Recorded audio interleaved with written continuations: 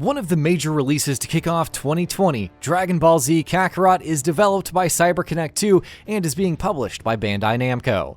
It's a massive action RPG that promises the most definitive video game adaptation of the series yet. Out on January 17th, 2020 for Xbox One, PS4, and PC, here are 15 things to know before buying it. Covers major story arcs.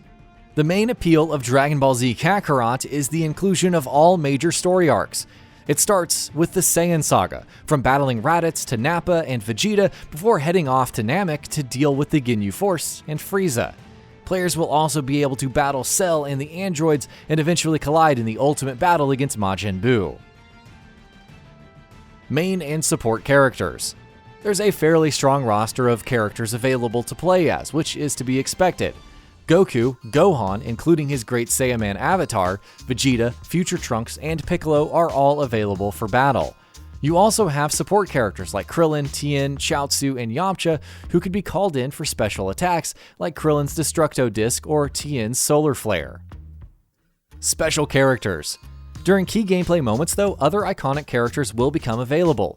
Majin Vegeta will go up against Majin Buu, while Super Saiyan Gotenks, Super Saiyan 3 Goku, and Super Saiyan Vegito will each contend separately with Super Buu. Even Gohan in his ultimate form will have a chance to fight Super Buu, though it doesn't necessarily end very well for him. Zones. Seeing Goku and friends fly through the various zones dotting Dragon Ball Z Kakarot might make it seem like an open-world game, but it's actually divided into several different zones. Producer Hara Ryusuke and director Kimoto Kazuki told DualShockers in an interview that these areas are very large and wide, expansive zones, which open up as the story progresses.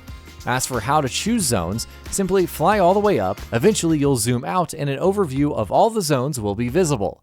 Choose a zone to go to and you'll descend accordingly. Combat.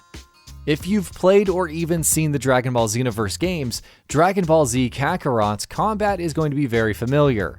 As a three-dimensional beat-em-up which allows for both ground and air battles, players will have basic attacks, ki blasts, the ability to charge ki, assist moves, items, and transformations.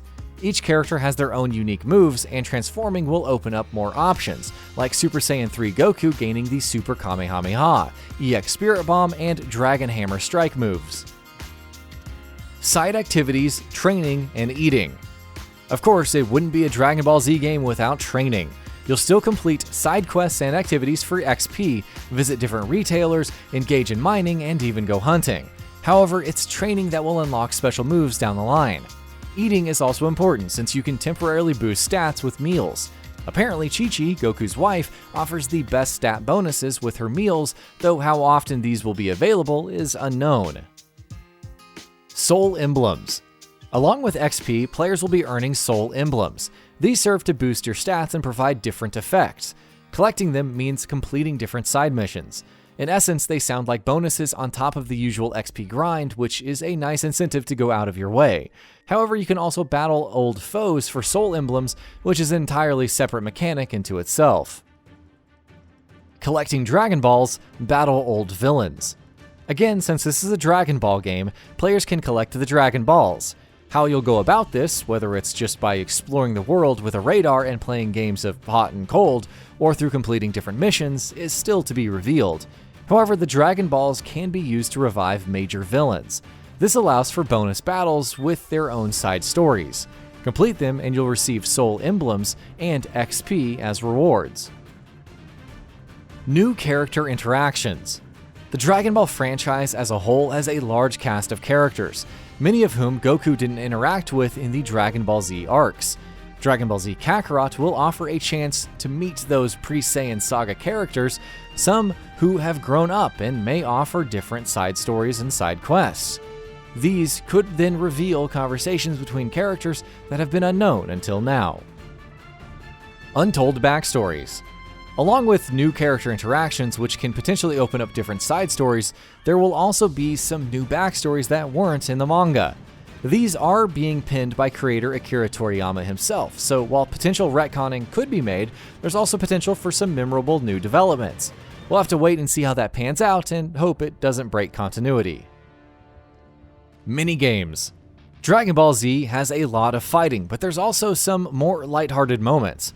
Remember the anime filler episode about Goku and Piccolo learning to drive? Well, that's being included, with players needing to unlock a driver's license.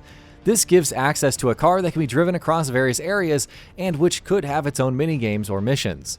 Another minigame included is based on teenage Gohan playing baseball and trying not to reveal his strength. New original character. Along with new backstories and interactions, there will also be a brand new character named Banyu designed by Toriyama. Formerly of the Ginyu Force, Banyu will be available in a special training mission. Pre-ordering the game will unlock the mission early, so it might be worth it to find out what her story is. Switch version not planned. If you were hoping for a Nintendo Switch version to play on the go, well, here's some bad news. Bandai Namco has confirmed that Dragon Ball Z Kakarot is only planned for the Xbox One, PS4, and PC. This doesn't completely rule out a Switch release for the future, since it should be able to handle the visual fidelity as seen with Dragon Ball FighterZ.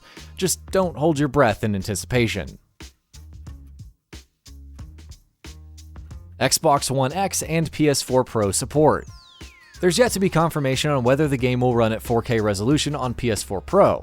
Xbox One X players needn't worry though, 4K support has been confirmed in the official Microsoft Store listing. Other visual enhancements have yet to be detailed, but it seems the sharpest console version could indeed be the Xbox One X. And that about does it for this video. If you enjoyed what you watched and want to see more from GamingBolt, you can always hit that subscribe button and turn on the bell icon next to it. That way you will never miss any of our videos.